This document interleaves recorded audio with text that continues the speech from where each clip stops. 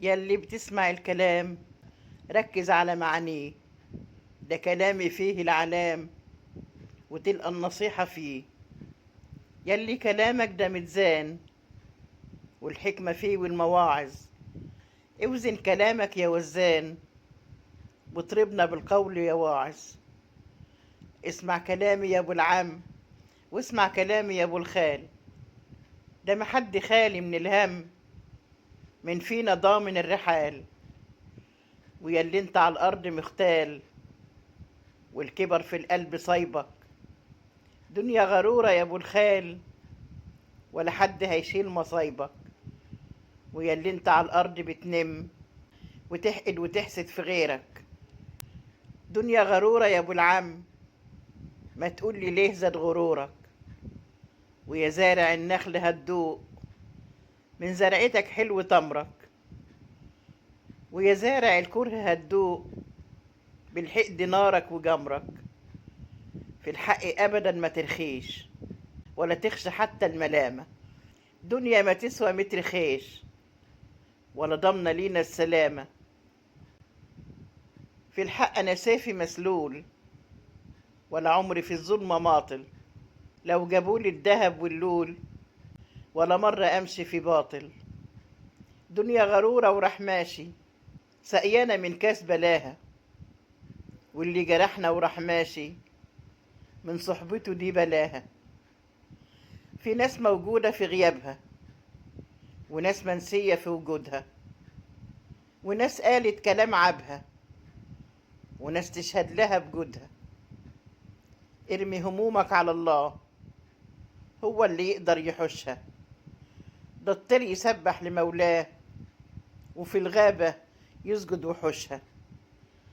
هو احنا يابا ايه اللي جرالنا وليه حالنا ما عادش هو.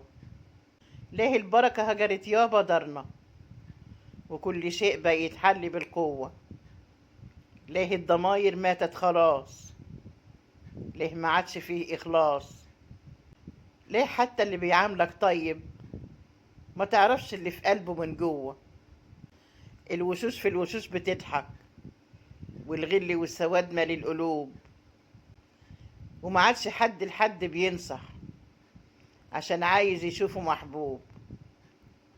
محدش بقى بيحب حد زيه، ده بيحارب عشان يبقى أحسن منه. ما عادش يابا في حنية واتمحت من قلوب المودة. المصالح يابا بتتصالح والمهم ملو الجيوب. الحكم على الناس بقى بالمظاهر، ما بقاش من طيب ومن طاهر.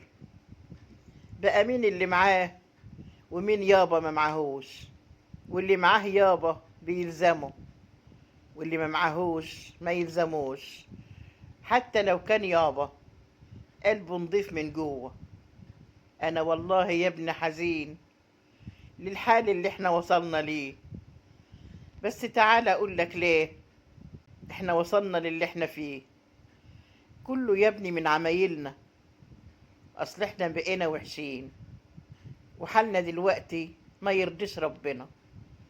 عشان عن الصح كتير حيدنا وما بقيناش بنتعامل بقلوبنا. احنا بقينا يا ابني للأسف جيران بالحيطان بس، واهل وحبايب مدام في ورث، واخوات في الشكل بس، واصحاب في الهلس بس. بس يا ابني في وقت الحاجة محدش عاد بحد يحس. احنا يا ابني من الاخر بقينا وحشين جدا من جوه. يا ولد الورث مش بس مال، الورث رجولة وأدب في كل الأحوال. مفيش حاجة بتفضل على حالها على كل حال، ما عدا الرجولة بتفضل ليك عنوان. وسيرتك هي اللي باقية في كل مكان. ياما ناس معاها فلوس فاكرة الفلوس هتعليها، لا تعرف حاجة عن الرجولة والغرور ماليها وعميها. وناس معاها فلوس بس عاملة كل اللي عليها، رجولة وأدب وكل الصفات الحلوة فيها.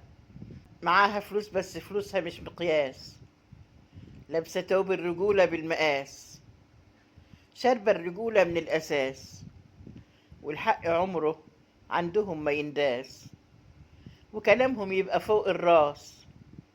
وياما ناس معاها فلوس وعايشة من غير إحساس، واللي عايش من غير كرامة عليه وعلى فلوسه بينداس. أصل الرجولة أدب، واللي يعيش من غيرها ملوش مكان بين الناس.